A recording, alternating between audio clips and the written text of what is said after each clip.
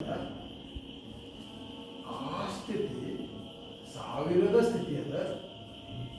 ಸಾವಿರಾರು ನಾಮಗಳಿಗೆ ಆ ನಾಮಗಳನ್ನು ನೀವು ಸ್ತೋತ್ರ ಮಾಡೋದು ಅಂದ್ರೆ ನಿರಂತರ ಸ್ತುತಿಸೋದು. ಅಂದರೆ ಅದನ್ನ ಅರ್ಥ ಮಾಡ್ಕೊಂಡು ಆನಂದ ಪಡೋದು. ಗಿಡ, ಮರ, ಪ್ರಾಣಿ, ಪಕ್ಷಿ, ನೀರ್ಲನ್ನು, ಬಾಳೆಹಣ್ಣು, ಬಾಯಿನ ಜೋಳ, ಕಡ್ಲಿ, ಬಾಯಿ ನೀರು ಬರ್ತಾವಲ್ಲ, ಚಿಕನ್ನು, ಮಟನ್ ಬೇಕಾದಲ್ಲಿ ಹೌದಿಲ್ಲ? ಎಷ್ಟು ಸಹಸ್ರ ಹೇಳ್ಬೋದು. ಇದೆಲ್ಲ ವಿಶ್ವದ ಹೌದಿಲ್ಲ, ಹೌದಾ? ಈ ವಿಷ್ಣು ಸಹಸ್ರನಾಮವನ್ನು ಮತ್ತು ವೇದಾಂತಕ್ಕೆ ಬಂದರೆ ಮಹಾಭಾರತ ಯುದ್ಧದೊಳಗೆ ಅನುಶಾಸನ ಪರ್ವದೊಳಗೆ ಬರ್ತೈತಿ ಅಂತ ವೇದಾಂತ ಹೇಳ್ತಾರೆ. ಭೀಷ್ಮ ಮರಣಶೈಲಿಯೊಳಗಿದ್ದಾಗ ಅಂದರೆ ಬಿಲ್ಲದ ಮೇಲೆ ಮುಕ್ಕೊಂಡಿದ್ದಲ್ಲ, ಅವಾಗ ಯುಧಿಷ್ಠಿರ ಕರೆದ ನೋಡ್ಕೊಂಡು ಕಾಲ ಮುಂದೆ ಭಾಳ ಚೇಂಜ್ ಆಗೈತಿ, ಎಲ್ಲರಿಗೆ ಟೈಮ್ ಸಾಲೋದಿಲ್ಲ, ಪೂಜೆ ಮಾಡೋಕ್ಕಾಗೋದಿಲ್ಲ, ಎಲ್ಲ ಶಕ್ತಿ ಕಳ್ಕೊತಾರೆ. ಇಷ್ಟು ದೊಡ್ಡ ಯಾರಿಗೆ ಓದೋಕ್ಕಾಗೋದಿಲ್ಲ ಮಹಾಭಾರತ ಭಗವದ್ಗೀತೆಯನ್ನು. ಅದಕ್ಕೆ ಈ ವಿಷ್ಣು ಸಹಸ್ರನಾಮರ ಮಂದಿಗೆ ಹೇಳಕ್ಕೆ ಹೇಳಪ್ಪ ಅಂತ ಯುಧಿಷ್ಠರಿಗೆ ಧರ್ಮರಾಜ್ಯಗೆ ಇನ್ನು ಉಪದೇಶ ಮಾಡಿದ ಅನ್ನೋದು ವೇದ ಅಂತ ಹೇಳ್ತದೆ. ಅದನ್ನು ಬರೋದಲ್ಲ ಆ ಪರ್ವಗಳು ಬಂತು ಅಂತ. ಯಾಕಂದ್ರೆ ಮಹಾಭಾರತ 1,00,000 ಶ್ಲೋಕಗಳು, ಭಗವದ್ಗೀತೆ ಒಳಗೆ 700, ಅದರಾಗಿಂದ ತೆಗೆದು ಭೀಷ್ಮರ ತಗೊಂಡು 700 ಶ್ಲೋಕದಿಂದ ಭಗವದ್ಗೀತೆ ಮಾಡಿ ಅದನ್ನು ಸರಳೀಕರಣ ಮಾಡಿ ಈ ಪ್ರಕೃತಿಯನ್ನು ಕೊಂಡಾಡಿ ಅದರ ರಸದೌತನ ಮಾಡೋದು. ಎಲ್ಲ ಸ್ವಲ್ಪ ಏನು ಬೇಕಾದನ್ನು ದೇವ್ರದ, ಹೌದಾ? ಅದನ್ನು ಸಹಸ್ರನಾಮ ಅಂತ ಅದು ಹೆಂಗೆ ಬಂತು ಅಂದ್ರೆ, ಈ ಸಾಮಾನ್ಯ ಈಗ ಯಜ್ಞ ಯಾಗ ಮಾಡ್ತಾರೆ.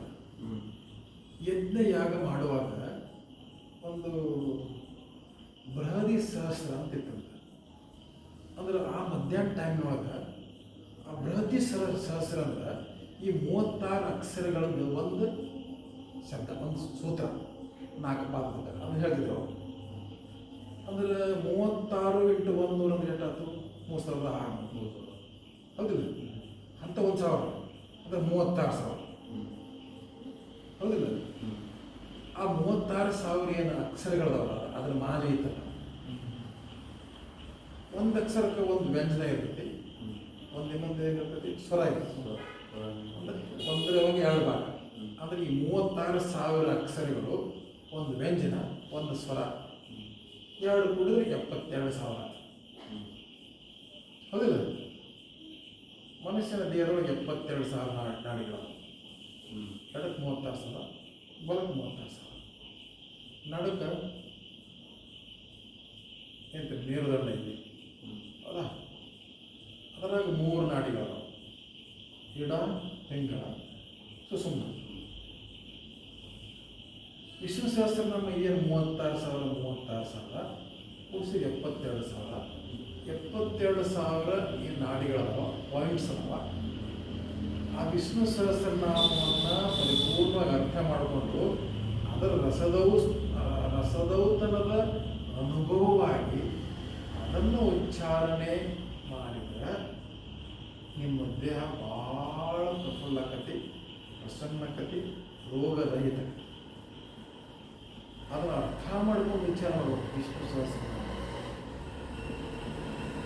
ಈ 72,000 ಐತಲ್ಲ, ಮನುಷ್ಯ ಒಂದು 100 ವರ್ಷ ಬದುಕಿರ್ತೀವಿ, ಅವಾಗ 36,000 ಹಗಲಿರ್ತಾವೆ,